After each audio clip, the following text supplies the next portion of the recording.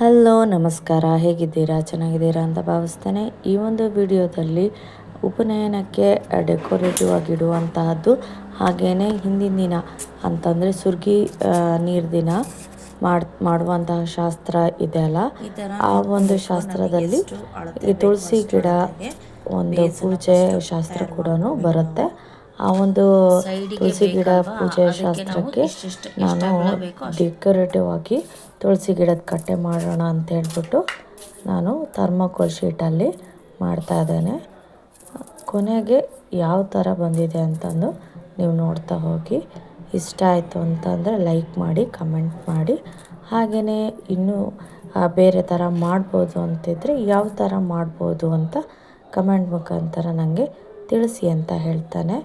ನಾನು ಅತಿ ಈಸಿಯಾಗಿ ಮಾಡ್ಬೋದಾದಂಥ ಒಂದು ಟೆಕ್ನಿಕಲ್ಲಿ ತುಳಸಿ ಗಿಡನ ಥರ್ಮಾಕೋಲ್ ಶೀಟಲ್ಲಿ ಮಾಡ್ತಾಯಿದ್ದೇನೆ. ಬೇಸ್ ಅಂತೂ ನಾನು ಕಟ್ ಮಾಡಿಟ್ಕೊಂಡಿದ್ದೇನೆ.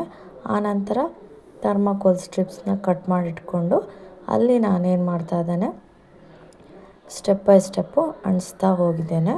ಈ ಸ್ಟ್ರಿಪ್ಸು ಏನಂತಂದರೆ ಅಳತೆ ಪ್ರಕಾರ ನಾವು ನೋಡ್ಕೋಬೇಕು. ಹಾಗಾಗಿ ಪ್ರತಿಯೊಂದಕ್ಕೂ ನಾವು ಅಳತೆ ತೊಗೊಂಡು ಮಾಡಿದರೆ ಒಳ್ಳೆಯದು. ಇಲ್ಲ ಅಂತಂದರೆ ಅದು ಚೆನ್ನಾಗಿ ಕಾಣಲ್ಲ. ಯಾಕೆ ಹೇಳ್ತಿದ್ದೀನಿ ಅಂದರೆ ನಾನು ಒಂದು ಮಿಸ್ಟೇಕ್ ಮಾಡಿಬಿಟ್ಟೆ. ಇಲ್ಲಿ ಬೇಸ್ ತೊಗೊಂಡಿದ್ದೀನಲ್ಲ, ಒಂದೇ ಹೈಟಲ್ಲೇ ಬೇಸ್ ಹೈಟಲ್ಲೇ ತೊಗೊಳ್ಬೇಕು ಈ ಒಂದು ಸ್ಟೆಪ್ಪು. ನಾನಿಲ್ಲಿ ಒಂದು ಸ್ವಲ್ಪ ಮಧ್ಯದಲ್ಲಿ ಗ್ಯಾಪ್ ಆಗಿಬಿಡ್ತು. ಅದನ್ನು ಫಿಲ್ ಮಾಡಲಿಕ್ಕೆ ಮತ್ತೆ ಫಿಲ್ ಮಾಡೋಕ್ಕೆ ಹೋದರೆ ಚೆನ್ನಾಗಿರಲ್ಲ ಅಂತ ಹೇಳ್ಬಿಟ್ಟು ಆ ಗ್ಯಾಪನ್ನು ಹಾಗೆ ಇಟ್ಟಿದ್ದೀನಿ. ಕೊನೆಯದಾಗಿ ಈ ಒಂದು ಥರ್ಮಾಕೋಲಿನ ತುಳಸಿ ಕಟ್ಟೆ ರೆಡಿಯಾಗಿದೆ. ಹಾಗೆ ಈ ಥರ ಫೈನಲ್ ಲುಕ್ ಕಾಣಿಸ್ತಾ ಇದೆ. ನೋಡಿ ಹೇಗಿದೆ ಅಂತಂದು ಕಮೆಂಟ್ ಮಾಡಿ ಹೇಳಿ. Thanks for watching. ಬಾಯ್.